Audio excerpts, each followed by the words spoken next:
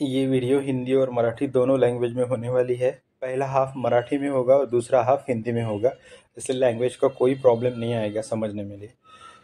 ॲडमिशनला जाण्याच्या आधी तुम्ही कोणत्या कोणत्या गोष्टी घेऊन जायच्या आहेत सोबत, ॲडमिशन ज्या दिवशी तुम्ही जाल ॲडमिशन घ्यायला त्या दिवशी तिथे काय प्रोसेस होईल, किती फीस लागणार, काय एक्झॅक्टली फॉर्मॅलिटीज कंप्लीट होतील, या सर्वांची माहिती या व्हिडिओमध्ये आहे। तर तुम्ही जाण्यापूर्वी कोणत्या गोष्टींची काळजी घ्याल। पहिले डॉक्युमेंट्स कोणती लागतील? लिव्हिंग सर्टिफिकेट, शाळेचा दाखला, 10वी आणि 12वीची मार्कशीट। जर 12वी केलेली नसेल तर 12वीची मार्कशीटची गरज नाही, 10वीचीच गरज आहे। जातीचा दाखला, जर तुम्ही SC ST OBC NT SBC EWS SEBC असे कुठल्याही जातीचा दाखला तुमच्याकडे असेल तो लागेल। नॉन क्रिमिलियर SC आणि ST या दोन सोडून बाकी सर्व जातींसाठी तुम्हाला नॉन क्रिमिलियर लागणार आहे, तेव्हा तो पण तुम्ही घेऊन जायचा आहे। आता जर का तुम्ही अपलोड केलेला नसेल आणि जर का तुमच्याकडे आत्ता असेल तर त्याचा फायदा नाही आहे, परंतु सोबत घेऊन जायचा आहे। अपंगाचा दाखला, जर का तुम्ही PWD कॅन्डिडेट असाल आणि त्याच बेसिसवर तुम्हाला सीट अलॉट झालेली असेल तर तो तुम्ही नक्की घेऊन जायचा आहे। एक्स सर्व्हिसमॅन दाखला, जर का तुमची आई वडील कुठले मिलिटरीमध्ये असतील त्या बेसिसवर तुमचं ॲडमिशन होत असेल तर तुम्ही तो घेऊन जायचा आहे। डोमिसाईल किंवा नॅशनॅलिटी, जर का तुम्ही मायनॉरिटीमध्ये असाल, तुमचे आई वडील महाराष्ट्रात, तुमचा जन्म कदाचित महाराष्ट्रात झालेला नसेल परंतु शिक्षण पूर्ण महाराष्ट्रात झालेलं असेल, तुमचे आई वडील सेंट्रल गव्हर्नमेंटमध्ये असतील, अशा सर्वांनी डोमिसाईल हा घेऊन जायचा आहे, म्हणजेच नॅशनॅलिटी घेऊन जायचं आहे। तुम्ही 18 वर्षाचे कंप्लीट नाही आहात, मग तुमच्याकडे नॅशनॅलिटी किंवा डोमिसाईल नसेल तर अशा परिस्थितीत तुमच्या आई किंवा वडिलांचं तुम्ही डोमिसाईल घेऊन जायचं आहे। उत्पन्नाचा दाखला, जेवढे विद्यार्थी TFWS ज्या विद्यार्थ्यांनी येस म्हटलेलं आहे त्या आणि त्यांना TFWSची सीट लागली त्यांनी उत्पन्नाचा दाखला घेऊन जायचा आहे। जे कोण ओपन कॅटेगरीचे विद्यार्थी आहेत आणि त्यांना EBCची सवलत घ्यायची असेल त्यांनी पण उत्पन्नाचा दाखला घेऊन जायचा आहे। ह्या सर्व ओरिजिनल तुम्ही घेऊन जायचे आहे। आणखी सर्वात महत्त्वाचं तुम्हाला सांगतो, जेवढे डॉक्युमेंट्स तुम्ही ऑनलाईन फॉर्म भरत असताना अपलोड केलेले आहेत तेवढे ओरिजिनल डॉक्युमेंट्स तुमच्याकडे असले पाहिजे। व्हेरिफिकेशन करताना ते चेक केले जातील। तुम्ही सेल्फ व्हेरीफाय करत असताना म्हणजे फ्रीज करत असताना जेव्हा सेल्फ व्हेरिफिकेशन करा ऑनलाईन त्यावेळेस तुम्हालाही ते चेक करूनच येस करेक्ट असं म्हणायचं आहे। त्याचबरोबर तुम्ही आधार कार्डची झेरॉक्स आणि ओरिजिनल आधार कार्ड पण घेऊन जावा। या सर्व डॉक्युमेंट्सचा एक झेरॉक्स सेट तुमच्याकडे असला पाहिजे। तुमच्याकडे 2 पासपोर्ट साईज फोटो असले पाहिजे। तुमच्याकडे रिसीट कम ॲक्नॉलेजमेंट आणि सीट अलॉटमेंट लेटर असणं गरजेचं आहे। बघा, रिसीट कम ॲक्नॉलेजमेंट जर का तुम्हाला काढता आली तुमचं लॉग इन करून तर तुम्ही काढून घेऊन जाऊ शकता। सीट अलॉटमेंट म्हणजे सीट ॲक्सेप्टन्सचं जे स्टेटस आहे त्या मेनूमध्ये तुम्हाला हे मिळेल। जर तुम्हाला घरून हे नेता येत असेल तर ठीक आहे, अन्यथा ज्या कॉलेजमध्ये तुम्ही ॲडमिशनला जाल तिथले अधिकारी तुम्हाला हे नक्कीच काढून देतील। आता फी किती लागणार? जर का तुम्ही सरकारी कॉलेजमध्ये जात असाल आणि तुम्ही SC आणि ST कॅटेगरीचे असाल, मुलगा असो का मुलगी, तुम्हाला 4,000च्या आतच ही फी लागणार आहे। परंतु कंडिशन एक आहे की तुम्ही सीट ॲक्सेप्टन्स फीज जी आहे ती 1,000 रुपये भरलेली असली पाहिजे। जर सीट ॲक्सेप्टन्स फीज तुम्ही आधी भरलेली नाही तर तुम्हाला 1,000 रुपये भरावे लागतील। म्हणजे असे काही विद्यार्थी आहेत की त्यांना आता कॅप 3 मध्येच पहिल्यांदाच सीट अलॉट झालेली आहे, अशा विद्यार्थ्यांना सीट ॲक्सेप्टन्स फी भरावी लागेल। ज्या लोकांनी ऑलरेडी बेटरमेंट केलेलं होतं त्यांनी ऑब्व्हियसली 1,000 रुपये भरलेले असतील तर त्यांना पुन्हा 1,000 रुपये भरण्याची गरज नाही। तुम्ही जर का SEBC EWS आणि EBC मुलगी असणार, ॲडमिशन घ्यायला जात असाल सरकारी कॉलेजमध्ये तर तुम्हाला 4,000च्या आतच फीस लागणार आहे। जर तुम्ही OBC असाल मुलगा तर तुम्हाला 7,000पर्यंत फीस लागणार आहे। जर तुम्ही ओपन कॅटेगरीचे असाल मुलगा किंवा मुलगी तर तुम्हाला 10,000पर्यंत फीस लागणार आहे आणि सीट ॲक्सेप्टन्स फीस 1,000 रुपये मी तुम्हाला जी सांगितली ती। तुम्ही जर का प्रायव्हेट कॉलेजमध्ये जात असाल तर तिथली फी वेगळी असू शकते, परंतु प्रायव्हेट कॉलेजमध्ये जरी तुम्ही गेलात तरी पण तुम्हाला तुमच्या कॅटेगरीनुसारच फी लागणार आहे। तुमची कॅटेगरी समजा OBC आहे आणि तुम्हाला ओपनचं सीट मिळालेलं आहे तरी पण तुम्हाला OBCची म्हणजे तुमच्या प्रवर्गाचीच फी लागणार आहे। त्यामुळे आपण टेन्शन घ्यायचं नाही आहे की मला तर ओपनची सीट लागली आणि मी तर OBC किंवा SC कॅटेगरीचा आहे, मग माझं काय होईल? काळजी करू नका। जर तुम्ही वेळेत तुमचे डॉक्युमेंट्स अपलोड केलेले असतील तर तुम्हाला तुमच्या कॅटेगरीचीच फी लागणार आहे, भलेही तुम्हाला कोणतंही सीट अलॉट झालेलं असो, त्याचं टेन्शन घ्यायचं नाही. प्रायव्हेट कॉलेजची फीस ही वेगळी असते. आता फीस कशी भरणार आहात? प्रत्येक सरकारी कॉलेजमध्ये, ग्रँटेड कॉलेजमध्ये ऑल ओव्हर महाराष्ट्र ही जी फीज आहे ती ऑनलाईनच तुम्हाला पे करायची आहे. कॅश चालणार नाही, डी चालणार नाही. परंतु प्रायव्हेट कॉलेजची जी फीज आहे ती त्या प्रायव्हेट कॉलेजला ॲडमिशनला जाण्यापूर्वी तुम्ही एकदा फोन करून विचारून घ्या. आता तुम्हाला त्यांचा फोन नंबर कुठून मिळेल? ऑब्व्हियसली त्यांच्या वेबसाईटला जायचं आहे. वेबसाईटवरून कॉन्टॅक्ट डिटेल्समध्ये जायचं आहे. तिथे तुम्हाला कोणता ना कोणता कॉन्टॅक्ट नंबर मिळेलच. तिथे कॉन्टॅक्ट करायचा आहे, तुमचं ॲडमिशन घ्यायचं असं सांगायचं आहे, कॅटेगरी सांगायची आहे आणि फीस किती लागणार आणि कोणत्या स्वरूपात, ऑनलाईन घेणार का, कॅश घेणार का, डी घेणार का, चेक घेणार, हे त्यांना विचारूनच जायचं, जेणेकरून तुमची 2 फेरी होणार नाही. आता प्रवेश घेताना तिथे कोणती प्रोसेस होणार आहे ही काळजीपूर्वक लक्षात घ्या. नाही तर आपण 17 लोकांना विचारत बसतो की आता काय करू. काहीच नाही. तुम्ही गेल्यानंतर पहिल्या डेस्कवरच तुमचं डॉक्युमेंट व्हेरिफिकेशन होणार. तुमचे सर्व ओरिजिनल डॉक्युमेंट्स चेक केले जातील. तुमच्या डॉक्युमेंट्सचा एक झेरॉक्स सेट बघितला जाईल. तुमच्याकडे रिसिट कम ॲक्नॉलेजमेंट चेक केली जाईल. तुम्ही फ्रीज केलेली सीट ॲक्सेप्टन्स जी प्रिंट आहे ती चेक केली जाईल. हे सर्व डॉक्युमेंट्स व्हेरीफाय होतील. नंतर तुम्हाला फी पे करायला सांगितली जाईल. फीस तुमची लिहून दिली जाईल. पर्टिक्युलर एक जे अधिकारी असतील ते तुम्हाला लिहून देतील की तुमच्या कॅटेगरीनुसार तुम्ही किती फीस पे करायची आहे. ती फीस तुम्ही पे करायची आहे डेस्कवर जाऊन. ती फीस पे केल्यानंतर त्याच्या ज्या प्रिंट आहेत त्या 2 तुम्ही घ्यायच्या आहेत. त्या ॲडमिशन डेस्कवर जाऊन दाखवायच्या आहेत. ॲडमिशन डेस्कवर तुमचं OTP मागून, तुमचं लॉगिन ID OTP मागून तुम्हाला ॲडमिशन दिलं जाईल. त्याच्या 2 प्रिंट काढल्या जातील. त्या 2 प्रिंट आणि फीस पे केल्याच्या 2 पावत्या घेऊन तुम्ही जो समोरचा डेस्क असेल जिथे तुमचे डॉक्युमेंट सबमिट करायचे असतील तिथे जायचं आहे. एक ॲडमिशन घेतल्याची पावती ज्यावर सही आणि शिक्का असेल अधिकाऱ्याचा तो तुम्हाला देण्यात येईल. त्याचप्रमाणे जी फीसची पावती काढलेली आहे ऑनलाईन ती फीची पावती तुम्हाला देण्यात येईल. ती तुम्ही घ्यायची आहे. त्याच्यानंतर तुम्ही एक व्हॉट्सॲपचा ग्रुप केलेला आहे. त्या ग्रुपला जॉईन करायचं आहे आणि तुम्हाला जी ॲडमिशनची पावती दिलेली असेल ज्यावर शिक्का असेल कॉलेजचा आणि त्या अधिकाऱ्याची सही असेल ती आणि तुमच्या फीसची पावती ही तुम्ही सोबत घ्यायची आहे. ती ताबडतोब स्कॅन करायची आहे. त्याचा फोटो काढायचा आहे. स्वतःच्या ईमेलला पाठवून ठेवायचा आहे. कारण हे जे डॉक्युमेंट्स आहेत तुमची फी रिसिट आणि तुम्ही ॲडमिशन घेतल्याची पावती ही तुम्हाला 3 वर्षासाठी उपयोगात पडणार आहे. त्यामुळे त्याची सॉफ्ट कॉपी तयार करून ठेवायची. कारण हार्ड कॉपी कधी कधी खराब होते, गहाळ होऊ शकते, हरवली जाऊ शकते. पुन्हा ती आपल्याला मिळत नाही. ते काढायचं तर SBIच्या वेबसाईटवर जावं लागतं आणि खूप मोठी प्रोसेस आहे. तुम्हाला ते मिळणार नाही. म्हणून आता स्कॅन करून ते आपल्याजवळ ठेवायची आहे. सो ही प्रोसेस तुम्हाला ॲडमिशनच्या वेळेस करायची आहे.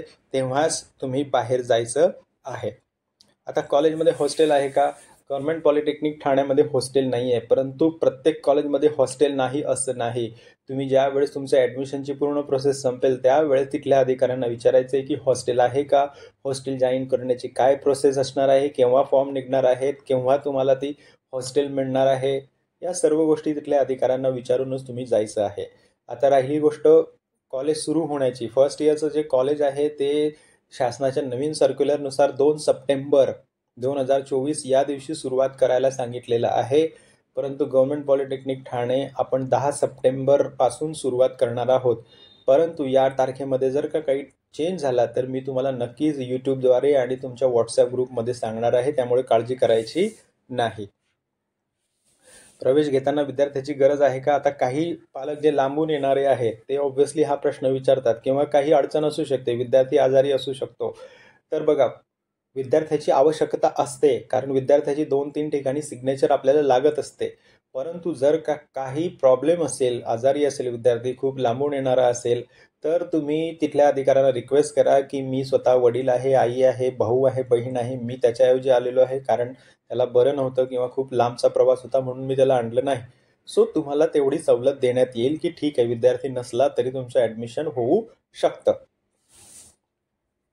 प्रवेश घेण्याची प्रोसेस संपलेली आहे केव्हा समजावे? मी आत्ताच सांगितलं की तुमच्याकडे तुमची फी पे केल्याची पावती आणि ॲडमिशन घेतल्याची पावती त्याच्यावर कॉलेजचा शिक्का असतो आणि तिथल्या अधिकाऱ्याची सही असते. ती तुम्ही घ्यायची आहे आणि तिथल्या कॉलेजचा जो ग्रुप आहे व्हॉट्सॲपचा तो जॉईन करायचा आहे. तेव्हाच तुम्ही समजायचं की तुमचा प्रवेश झालेला आहे आणि तेव्हाच तिथून निघायचं. आता ह्याच्या व्यतिरिक्त जर का तुम्हाला काही प्रॉब्लेम असेल ॲडमिशनचा, याच्या व्यतिरिक्त मी सांगितलेल्या गोष्टी परत परत विचारल्या तर मी उत्तर देणार नाही. त्याच्या व्यतिरिक्त जर असेल तरच तुम्ही मला व्हॉट्सॲप मेसेज करायचा आहे किंवा यूट्यूबच्या खाली मेसेज टाकायचा आहे.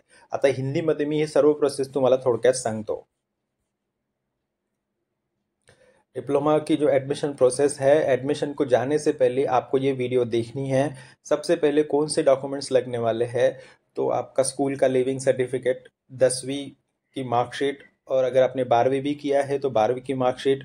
आप अगर किसी कास्ट में हो, SC ST OBC EWS SCBC, तो आपको उस कास्ट का सर्टिफिकेट। SC और ST छोड़कर बाकी सभी कास्ट वालों के लिए नॉन क्रीमिलियर। अगर आप PWD हो तो उसका जो भी उसके बेसिस पे अगर आपका एडमिशन हो रहा है तो आप अपाइज होने का जो भी सर्टिफिकेट है आपके पास वो लगेगा। अगर आपके मम्मी डैडी मिलिट्री में है तो और उस बेसिस पे आपका एडमिशन होने वाला है तो वो भी सर्टिफिकेट आपका लगेगा। डोमिसाइल अगर आप माइनॉरिटी में हो, मुस्लिम माइनॉरिटी, बौद्ध माइनॉरिटी, क्रिश्चियन माइनॉरिटी, तो आपको नेशनैलिटी ये लगेगा। अगर आपका जन्म महाराष्ट्र में ही हुआ है और आपके लिविंग सर्टिफिकेट पे वो लिखा है कि महाराष्ट्र में जन्म हुआ है तो डोमिसाइल की ज़रूरत नहीं रहेगी। लेकिन अगर महाराष्ट्र के बाहर आपका जन्म है तो आपको डोमिसाइल लगेगा। कुछ बच्चे 18 साल के कंप्लीट नहीं हुए हैं तो उनका डोमिसाइल नहीं निकलेगा, तो ऐसे बच्चों के जो मम्मी या डैडी है उनमें से किसी का भी डोमिसाइल चलेगा। जो इनकम सर्टिफिकेट है वो लगेगा। अगर आपका एडमिशन TFWS इस फैसिलिटी में हुआ है तो आपको इनकम सर्टिफिकेट लगेगा। अगर आप EBC जो स्कॉलरशिप है वो क्लेम करना चाहते हो तो भी आपको इनकम का सर्टिफिकेट लगेगा 8 लाख के अंदर का। फिर आपको चाहिए आधार कार्ड ओरिजिनल और उसका जेरॉक्स सेट। जितने भी डॉक्यूमेंट्स आपने अपलोड किए हैं फॉर्म भरते समय वो सब ओरिजिनल डॉक्यूमेंट्स और उसका एक जेरॉक्स सेट लगेगा। 2 पासपोर्ट साइज फ़ोटो लगेंगे। रिसीट कम एक्नॉलेजमेंट और सीट अलॉटमेंट लेटर लगेगा। रिसीट कम एक्नॉलेजमेंट कहाँ पे मिलेगा, आप जब लॉगिन करोगे तो लेफ्ट साइड में आपको मिल जाएगा। रिसीट कम सीट अलॉटमेंट लेटर कहाँ पे मिलेगा, जो सीट एक्सेप्टेंस का मेनू है वहाँ पे क्लिक करने के बाद, सेल्फ वेरीफाई करने के बाद, आपने फ्रीज करने के बाद जो लेटर जनरेट होता है उसको बोलते हैं सीट अलॉटमेंट लेटर। अगर ये रिसीट कम एक्नॉलेजमेंट और सीट अलॉटमेंट आपके पास नहीं है तो कोई प्रॉब्लम नहीं। जिस कॉलेज में आप एडमिशन लेने जा रहे हो उसी कॉलेज के जो टीचर्स है वो आपको पक्का ये दोनों रिसीट निकाल के देंगे, वो लेकर आपको जाना है। फिर फ़ी कितना लगेगा, अगर आप सरकारी कॉलेज में जा रहे हो डिप्लोमा के, SC या ST कैटेगरी में हो तो 4,000 तक लगेगा। अगर आप लड़की हो और EWS SCBC या EBC हो तो आपको भी 4,000 तक लगेगा। अगर आपका एडमिशन TFWS में हुआ है सरकारी कॉलेज में तो भी आपका फ़ीस 4,000 तक रहेगा। अगर आप OBC हो तो 7,000 तक आपका फ़ीस लगेगा। OBC लड़का, इसकी बात मैं कर रहा हूँ। ओपन कैटेगरी के हो, लड़का या लड़की कोई भी, तो भी 10,000 तक आपका फ़ीस लगेगा। और अगर आपने अब तक 1,000 रुपये सीट एक्सेप्टेंस फ़ीस नहीं पे किया है तो वो भी लगेगा। ऐसे बहुत सारे लड़के हैं कि जिनको कैप 3 में कुछ मिला है तो उनको 1,000 रुपीज़ पे करना पड़ेगा, और ये सब कुछ आपको ऑनलाइन पे करना पड़ेगा। अभी जब आप एडमिशन के लिए जाओगे किसी भी कॉलेज में या गवर्नमेंट पॉलिटेक्निक थाना में आओगे तो क्या प्रोसेस होगा, वहाँ पे आपका पूरा डॉक्यूमेंट वेरिफिकेशन होगा। जितने भी डॉक्यूमेंट्स आपने अपलोड किए हैं वो आपके चेक किए जाएंगे, उसका एक जेरॉक्स सेट चेक किया जाएगा, 2 पासपोर्ट साइज फ़ोटो आपके चेक किए जाएंगे। फिर आपको भेजा जाएगा फ़ीस पे करने के लिए डेस्क पर, तो वहाँ पे ऑफिसर आपको लिख के देगा कि आपको इतने पैसे भरने हैं आपके कैटेगरी के अनुसार।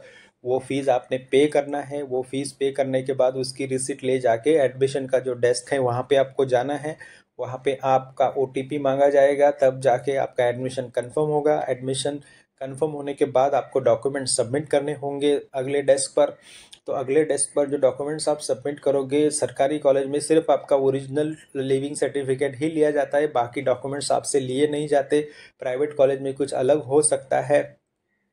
तो डॉक्यूमेंट सबमिट करने के बाद आपको एडमिशन की एक रिसीट और आपने जो फीस पे की है उसकी एक रिसीट आपको दिया जाएगी। वो आपने लेना है। और वहाँ की जो भी डेस्क है, लास्ट डेस्क, वहाँ पे आपको एक व्हाट्सएप ग्रुप का स्कैनर मिलेगा। आप स्कैन करके उस व्हाट्सएप ग्रुप को ज्वाइन करिए, तब जाके आपका एडमिशन प्रोसेस पूरा होगा।